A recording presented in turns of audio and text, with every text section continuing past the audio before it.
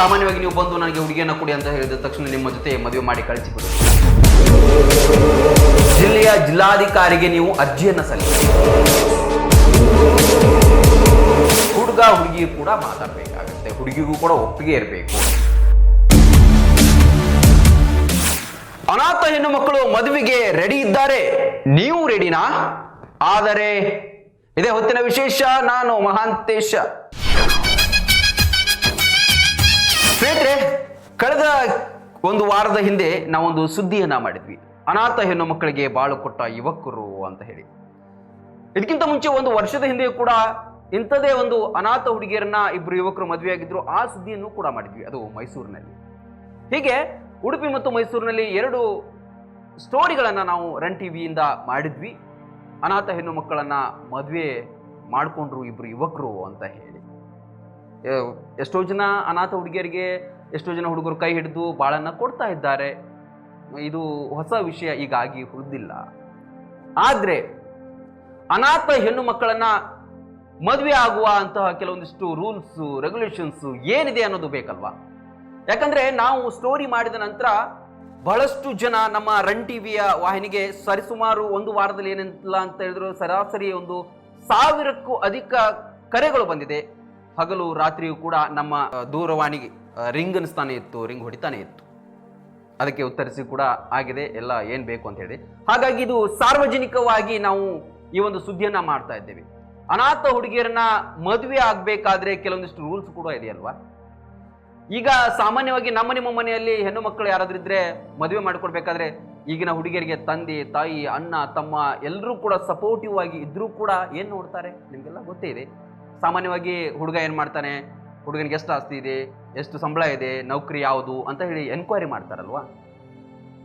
ಎಲ್ಲವೂ ರಕ್ಷಣೆ ಇದ್ದು ಎಲ್ಲರೂ ರಕ್ಷಣೆಗೆ ಇದ್ದು ನಿಮ್ಮ ಮನೆಯ ಹೆಣ್ಣು ಮಕ್ಕಳಿಗೆ ಅಷ್ಟೊಂದು ಕೇಳಬೇಕಾದ್ರೆ ಯಾರೂ ಇಲ್ಲದಂತಹ ಒಂದು ಅನಾಥ ಹುಡುಗಿಯನ್ನ ಸರ್ಕಾರ ಇಷ್ಟು ವರ್ಷ ಬೆಳೆಸಿ, ಸರ್ಕಾರ ಇಷ್ಟು ವರ್ಷ ಅವಳಿಗೆ ಓದಿಸಿ, ಏಕಾಏಕಿ ಯಾರೋ ಬಂದ ತಕ್ಷಣ ನಮ್ಗೆ ನಾವು ಅನಾಥ ಹುಡುಗಿನ ರೆಡಿ ಇದ್ದೇವೆ ಮದುವೆ ಆಗೋದಕ್ಕೆ ಅಂತ ಹೇಳಿದ ತಕ್ಷಣ ಕೊಟ್ಟು ಬಿಡ್ತಾರಾ?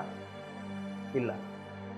ಅವರಿಗೂ ಕೂಡ ಆಸೆ ಆಕಾಂಕ್ಷೆಗಳು ಇರುತ್ತೆ, ಅವರಿಗೂ ಕೂಡ ಭದ್ರತೆ ಬೇಕಾಗುತ್ತೆ, ರಕ್ಷಣೆ ಬೇಕಾಗುತ್ತೆ.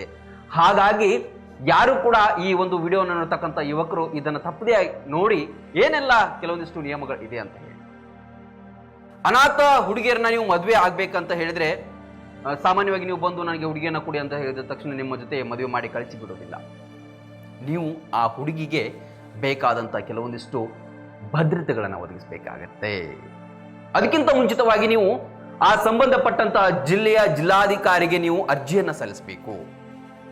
ಅಬಲಾಶ್ರಮದಲ್ಲಿಯೋ ಅನಾಥಾಶ್ರಮದ ಹುಡುಗಿ ಎಲ್ಲಿದ್ದಾರೆ ಅವ್ರನ್ನ ನಾವು ಮದುವೆ ಆಗೋದಕ್ಕೆ ರೆಡಿ ಇದ್ದೇವೆ, ಏನು ನಿಯಮಗಳಿದ್ದೇವೆ, ಏನು ನಾವು ಅದನ್ನು ಪಾಲಿಸೋದಕ್ಕೆ ರೆಡಿ ಇದ್ದೇವೆ ಅಂತ ಹೇಳಿ ಅರ್ಜಿಯನ್ನು ಸಲ್ಲಿಸಬೇಕು. ಅಥವಾ ತಹಶೀಲ್ದಾರ್ ಕೂಡ ಅದನ್ನು ಜಾಯಿಂಟ್ ಮಾಡಿರ್ತಾರೆ. ತಹಶೀಲ್ದಾರ್ ಅಥವಾ ಜಿಲ್ಲಾಧಿಕಾರಿಗೆ ನೀವು ಸಂಪರ್ಕಿಸಬೇಕು. ಮೊದಲನೇದಾಗಿ ಅವರಿಗೊಂದು ಅರ್ಜಿಯನ್ನು ಬರೀಬೇಕು. ಅದಾದ ನಂತರ ಅವರು ನಿಮ್ಮನ್ನ ಕರೀತಾರೆ. ಹೇಗೆ ನೀವು ಮಕ್ಕಳನ್ನ ದತ್ತು ತೆಗೆದುಕೊಳ್ತಿರಲ್ವ ಅದೇ ರೂಲ್ಸ್ಗಳು ಕೂಡ ಇಲ್ಲಿ ಕೂಡ ಫಾಲೋ ಆಗುತ್ತೆ. ಇದೊಂದು ನಿಯಮವನ್ನೇ ಮಾಡಿದ್ದಾರೆ, ಕಾಯ್ದೆಯನ್ನು ಕೂಡ ಇದನ್ನ ಮಾಡಿದ್ದಾರೆ. ಅಬಲಾಶ್ರಮ ಆಕ್ಟ್ ಅಂತ ಹೇಳಿ ಕೂಡ ಮಾಡಿದ್ದಾರೆ. ಯಾಕಂತ ಹೇಳಿದ್ರೆ ಈ ರೂಲ್ಸ್ಗಳು ಯಾಕೆ ಬಂತು ಅಂತ ಹೇಳಿದ್ರೆ ಕೆಲವು ವರ್ಷಗಳ ಹಿಂದೆ ಏನ್ ಮಾಡ್ತಾ ಇದ್ರು, ಒಂದು ಅನಾಥಾಶ್ರಮದ ಹುಡುಗಿಯರಲ್ವಾ, ಯಾರು ದಿಕ್ಕಿರೋದಿಲ್ಲ, ಕೊಟ್ಟು ಬಿಡ್ತಾರೆ, ಮದುವೆ ಆಗಿ ಬಿಡೋಣ ಅಂತ ಹೇಳಿ ನಡೀತಾ ಇತ್ತು. ಆಮೇಲೆ ಕರ್ಕೊಂಡು ಹೋಗಿ ಅವ್ರನ್ನ ಏನ್ ಮಾಡ್ತಾ ಇದ್ರು, ದುರ್ಬಳಕೆ ಮಾಡ್ತಾ ಇದ್ರು. ಕೆಲವು ದಿನ ಅವ್ರನ್ನ ಯೂಸ್ ಮಾಡ್ಕೊಳ್ಳೋದು, ಅಥವಾ ಅವರ ವಾರಸ್ದಾರರಿಗೆ ಮಕ್ಕಳು ಬೇಕಾಗಿರುತ್ತಲ್ವ, ವಾರಸ್ದಾರ ಬೇಕಾದ ತಕ್ಷಣ ಆ ಒಂದು ಮಗುವನ್ನ ಪಡೆದು ಅವರನ್ನು ದೂರ ಮಾಡುವಂಥದ್ದು, ಅವರಿಗೆ ಚಿತ್ರಹಿಂಸೆಯನ್ನು ಕೊಡುವಂಥದ್ದು, ಹೊಡೆಯೋದು ಬಡಿಯೋದು ಎಲ್ಲವೂ ಮಾಡ್ತಾ ಇದ್ರು. ಹಾಗಾಗಿ ಇವೆಲ್ಲ ಅಡೆತಡೆಗಳನ್ನ ಇವೆಲ್ಲ ತೊಂದರೆಗಳನ್ನ ತಡಿಬೇಕು ಅಂತ ಹೇಳಿ ಸರ್ಕಾರ ಈ ಒಂದು ನಿಯಮವನ್ನ ಮಾಡಿದೆ. ಅದಕ್ಕೋಸ್ಕರ ನೀವು ಫಸ್ಟ್ಗೆ ಏನ್ ಮಾಡ್ಬೇಕಂತ ಹೇಳಿದ್ರೆ ಅರ್ಜಿಯನ್ನು ಸಲ್ಲಿಸಬೇಕು. ಅರ್ಜಿಯನ್ನು ಸಲ್ಲಿಸಿದ ಮೇಲೆ ನಿಮ್ಮನ್ನವರು ಕರೀತಾರೆ. ಕರೆದಾದ್ಮೇಲೆ ನಿಮ್ಮ ಎಲ್ಲ ಡೀಟೇಲ್ಸ್ಗಳನ್ನು ಕೂಡ ಅವರು ಕೇಳ್ತಾರೆ. ನಿಮ್ಮ ನೌಕರಿ, ನಿಮ್ಮ ಆಸ್ತಿ, ನಿಮ್ಮ ಏನು ಬ್ಯಾಕ್ಗ್ರೌಂಡ್ ಇದೆಯಲ್ವಾ ಎಲ್ಲವನ್ನು ಕೂಡ ಕೇಳಿ ಆದ ಮೇಲೆ ಸೂಕ್ತವಾದಂತಹ ವರವನ್ನ ಮಾತ್ರ ಅವರು ಆ ಹುಡುಗಿಗೆ ತೋರಿಸ್ತಾರೆ. ಹಾಗಂತ ಹೇಳಿ ಇಲ್ಲಿ ಸರ್ಕಾರದ ಡಿಸಿಷನ್ ಕೂಡ ಮುಖ್ಯ ಆಗೋದಿಲ್ಲ. ಹುಡುಗ ಹುಡುಗಿಯು ಕೂಡ ಮಾತಾಡಬೇಕಾಗತ್ತೆ. ಹುಡುಗಿಗೂ ಕೂಡ ಒಪ್ಪಿಗೆ ಇರಬೇಕು, ಏಜ್ ಆಗಿರ್ಬೇಕು, ಅವಳಿಗೂ ಕೂಡ 18 ವರ್ಷ ಮೇಲ್ಪಟ್ಟಿರಬೇಕು ಹುಡುಗಿಗೆ. ಆ ನಂತರ ಅವಳು ಇಷ್ಟ ಇದ್ರೆ ಮಾತ್ರ ಅವಳು ನಾನು ಮದುವೆಗೆ ರೆಡಿ ಇದ್ದೇನೆ ಅಂತ ಹೇಳಿ ಅವಳು ಮಾನಸಿಕವಾಗಿ ದೈಹಿಕವಾಗಿ ಅವಳು ಒಪ್ಪಿಕೊಂಡ ನಂತರವೇ, ಅಂದರೆ ಮಾನಸಿಕವಾಗಿ ಅವಳು ಸಿದ್ಧರಿರಬೇಕು, ಆ ನಂತರವೇ ಈ ಒಂದು ಪ್ರೊಸೀಜರ್ನ ಮುಂದುವರಿಸ್ತಾರೆ. ಹುಡುಗಿಗೆ ಇಷ್ಟ ಇದ್ರೆ ಮಾತ್ರ ಆಗತ್ತೆ. ಆಮೇಲೆ ಇಲ್ಲಿ ಸರ್ಕಾರ ಏನ್ ಮಾಡುತ್ತೆ ಅಂತ ಹೇಳಿದ್ರೆ, ಸರ್ಕಾರ ಅವಳ ಮದುವೆಯ ಆಗೋದಕ್ಕಿಂತ ಮುಂಚೆ ಅವಳಿಗೆ ಏನಂದ್ರೆ ಭದ್ರತೆಗೋಸ್ಕರ ಕೂಡ ಕೆಲವೊಂದಿಷ್ಟು ನಗದನ್ನ ಅವರು ಕ್ಯಾಶ್ ಅನ್ನ ಏನ್ ಮಾಡ್ತಾರೆ ಅಕೌಂಟ್ ಅಲ್ಲಿ ಅವಳ ಹೆಸರಲ್ಲಿ ಇಡ್ತಾರೆ. ಆಮೇಲೆ ಹುಡುಗನ ಮನೆಯವರು ಕೂಡ ಏನಂತ ಹೇಳಿದ್ರೆ ಅವಳಿಗೆ ಭದ್ರತೆಗೋಸ್ಕರ ಇಂತಿಷ್ಟು ಏನಾದರೂ ಇಡಬೇಕು, ಅವಳಿಗೆ ಭದ್ರತೆ ಕೊಡಬೇಕು ಅಂತ ಇರುತ್ತೆ. ಯಾಕಂತ ಹೇಳಿದ್ರೆ ನಾಳೆ ಕೈ ಬಿಟ್ರೆ, ಅದಕ್ಕೋಸ್ಕರ ಈ ರೂಲ್ಸ್ಗಳನ್ನು ಕೂಡ ಫಾಲೋ ಮಾಡಬೇಕಾಗತ್ತೆ.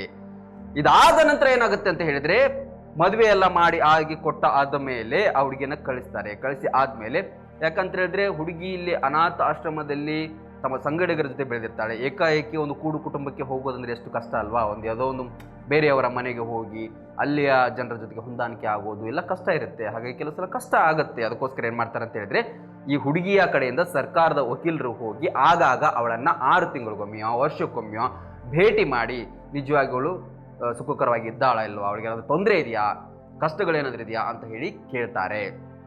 ಇದು ಕೂಡ ಸರ್ಕಾರದ ವತಿಯಿಂದ ಮಾಡಬೇಕಾಗತ್ತೆ. ಅದಕ್ಕೋಸ್ಕರ ಒಟ್ಟಿನಲ್ಲಿ ಏನಂತ ಹೇಳಿದ್ರೆ ಮೋಸ ವಂಚನೆಗಳನ್ನು ಆಕೆಗೆ ಆಗುವಂತಹ ತೊಂದರೆಗಳನ್ನು ತಪ್ಪಿಸೋಕ್ಕೋಸ್ಕರ ಇಂತಹ ಕೆಲವೊಂದಿಷ್ಟು ನಿಯಮಗಳನ್ನ ಮದುವೆ ಆಗ್ಬೇಕು ಅನ್ಕೊಂಡಂತ ಹುಡುಗ ಪಾಲನೆ ಮಾಡಬೇಕಾಗತ್ತೆ. ಸೊ ಎಷ್ಟೋ ಜನ ಈಗ ಏನಂತ ಹೇಳಿದ್ರೆ ಹುಡುಗಿಯನ್ನ ಹುಡುಕ್ತಾ ಇದ್ದಾರೆ. ಎಷ್ಟೋ ಜನ ಅದು ಬೇಕು ಇದು ಬೇಕು ಅಂತೇಳಿ ಹುಡುಗಿ ಕಡೆಯವರು ಕೂಡ ಡಿಮ್ಯಾಂಡ್ ಮಾಡ್ತಾ ಇದ್ದಾರೆ. ಹೆಣ್ಣು ಸಿಗ್ತಿಲ್ಲ ಅಂತ ಹೇಳಿ ಈ ರೀತಿ ಒಂದೇನೋ ಅನಾಥಾಶ್ರಮದಲ್ಲಿ ಹೆಣ್ಣನ್ನ ಮದುವೆ ಮಾಡಿ ಕೊಟ್ರು ಅಂತ ಹೇಳಿದ ತಕ್ಷಣ ಬಹಳಷ್ಟು ಜನ ತಪ್ಪು ತಿಳ್ಕೊಂಡು ಏನಂತ ಹೇಳಿದ್ರೆ ಹುಡುಗಿಯರಿದ್ದಾರೆ, ನಾವು ಆಗ್ತೇವೆ ಅಂತೇಳಿ ಬಹುತೇಕ ಜನ ತಲೆಯಲ್ಲಿ ಅದು ಕೊರಿತಾ ಇರುತ್ತೆ ಅಥವಾ ಸಂಪರ್ಕ ಮಾಡೋದಕ್ಕೆ ಪ್ರಯತ್ನ ಮಾಡ್ತಾರೆ. ಹಾಗಾಗಿ ಸಿಂಪಲ್ ಆಗಿ ನೀವು ಮಾಡಬೇಕಾಗಿರುವಂತ ಇಷ್ಟೇ ಏನಂತ ಹೇಳಿದ್ರೆ ನಿಮ್ಗೆ ಏನಾದ್ರೂ ಮದುವೆ ಆಗ್ಬೇಕು ಅಂತ ಹೇಳಿದ್ರೆ ನೀವು ಕೂಡ ಸ್ವಲ್ಪ ಸರಿದಾರಿಯಲ್ಲಿರ್ಬೇಕು. ಆಮೇಲೆ ನೀವು ಕೂಡ ವೆಲ್ ಸೆಟಲ್ಡ್ ಆಗಿರ್ಬೇಕು. ಅಟ್ಲೀಸ್ಟ್ ಏನಂತ ಹೇಳಿದ್ರೆ ಹುಡುಗಿಯನ್ನ ಚೆನ್ನಾಗಿ ನೋಡ್ಕೊಳ್ಳುವಷ್ಟು ಅಥವಾ ನೀವಿಬ್ರು ಕೂಡ ಚೆನ್ನಾಗಿ ಬದುಕುವಷ್ಟು ನೀವು ಸ್ಥಿತಿವಂತರಾಗಿದ್ರೆ ನಿಮ್ಮ ಸಂಬಂಧಪಟ್ಟಂತ ಜಿಲ್ಲೆಯ ಜಿಲ್ಲಾಧಿಕಾರಿಗೆ ಅಥವಾ ತಹಶೀಲ್ದಾರ್ಗೆ ಭೇಟಿಯನ್ನ ಮಾಡಿ ಅಥವಾ ಯಾವ್ಯಾವ ಸಂಬಂಧಪಟ್ಟಂತ ಇಲಾಖೆಗಳು ಏನಿದೆಯಾ ಯಾರಾದರೂ ಗೊತ್ತಿದ್ರೆ ಸಂಪರ್ಕ ಮಾಡಿ ಈ ನಿಯಮಗಳನ್ನ ಪಾಲಿಸಿ ಆಗೋದಿದ್ರೆ ಯಾವುದು ಕೂಡ ಅಭ್ಯಂತರ ಇಲ್ಲ. ಹಾಗಾಗಿ ಮುಂದಿನ ಪ್ರೊಸೀಜರ್ಗಳನ್ನ ಈ ರೀತಿಯಾಗಿ ನೀವು ಮಾಡ್ತಾ ಹೋಗ್ಬೋದು. ಇವು ಕೆಲವೊಂದಿಷ್ಟು ಅನಾಥ ಹುಡುಗಿಯರನ್ನ ಮದುವೆ ಆಗಬೇಕಾದ್ರೆ ನೀವು ಪಾಲಿಸುವಂತಹ ನಿಯಮಗಳನ್ನ ಹೇಳುವಂತಹ ಪ್ರಯತ್ನ ನಮ್ದಾಗಿತ್ತು. ಇದಾಗಿತ್ತು ಇವತ್ತಿನ ವಿಶೇಷ. ಲೇಟೆಸ್ಟ್ ಸುದ್ದಿಗಳಿಗಾಗಿ ನೋಡ್ತಾ ಇರಿ ರನ್ ಟಿವಿ. ಇದು ಸಾಮಾಜಿಕ ಚಿಲುಮೆ.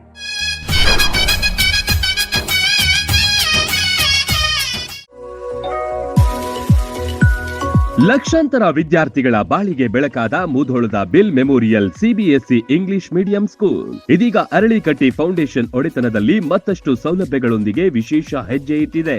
ನುರಿತ ಬೋಧಕ ವೃಂದ, ಅತ್ಯಾಧುನಿಕ ಕ್ಲಾಸ್ ರೂಮ್ಗಳು, ಕ್ರೀಡಾಂಗಣ, ಲ್ಯಾಬ್ ಸೌಲಭ್ಯಗಳ ಜೊತೆಗೆ ಈಗ ಹಾಸ್ಟೆಲ್ ಫೆಸಿಲಿಟಿ ಕೂಡ ವಿದ್ಯಾರ್ಥಿಗಳಿಗೆ ಲಭ್ಯವಿದೆ. ನಗರದ ಹಾಗೂ ಹಳ್ಳಿಗಳಿಂದ ಬರುವ ಮಕ್ಕಳಿಗಾಗಿಯೇ ವಸತಿ ನಿಲಯ ಆರಂಭವಾಗಿದೆ. ಶುಚಿ ರುಚಿಯಾದ ಊಟ ಉಪಚಾರ ಕೊಠಡಿಗಳು ಇಲ್ಲಿವೆ. ನರ್ಸರಿಯಿಂದ 10ನೇ ತರಗತಿ ತನಕ ಇರುವ ಈ ಶಾಲೆಯಲ್ಲಿ ಸ್ಕೂಲ್ ಬಸ್ ಸೌಲಭ್ಯ, ಕ್ರೀಡೆ, ಸಾಂಸ್ಕೃತಿಕ, ಸ್ಪರ್ಧಾತ್ಮಕ ಕ್ಷೇತ್ರ, ಸಂಪನ್ಮೂಲ ವ್ಯಕ್ತಿಗಳಿಂದ ವಿಶೇಷ ಬೋಧನೆಗೂ ಹೆಚ್ಚಿನ ಒತ್ತು ನೀಡಲಾಗುತ್ತೆ. ಈಗಾಗಲೇ 2026-27ನೇ ಸಾಲಿನ ಅಡ್ಮಿಷನ್ ಆರಂಭವಾಗಿದೆ. ನಿಮ್ಮ ಮಕ್ಕಳ ಉತ್ತಮ ಭವಿಷ್ಯದ ನಿರ್ಮಾಣವೇ ನಮ್ಮ ಉದ್ದೇಶ. ರನ್ ಟಿವಿ ನ್ಯೂಸ್ ವಿಡಿಯೋಸ್ ನೋಡಲು ಸಬ್ಸ್ಕ್ರೈಬ್ ಮಾಡಿ, ಬೆಲ್ ಐಕಾನ್ ಪ್ರೆಸ್ ಮಾಡಿ.